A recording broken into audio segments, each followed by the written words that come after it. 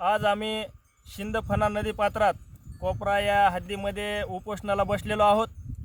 सदरील ठिकाणी 22/11/2020 रोजी या ठिकाणी वाळू साठा पकडलेला होता, परंतु मान्य उपविभागीय अधिकारी व मान्य तहसीलदार गेवराई यांच्या हलगर्जीपणामुळे या ठिकाणी वाळूचा लिलाव होऊ शकलेला नाही।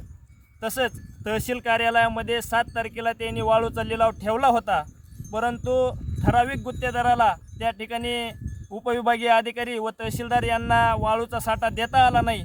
त्यामुळे त्यांनी थातूरमातूर कारण सांगून त्या ठिकाणी त्यांनी तो लिलाव रद्द केला आणि दिनांक 9 तारखेला अचानक कुठलीही बोली न करता थेट एका शासकीय कामाच्या नावाखाली त्याच ठराविक गुत्तेदाराला त्यांनी त्या ठिकाणी वाळू साठा दिला।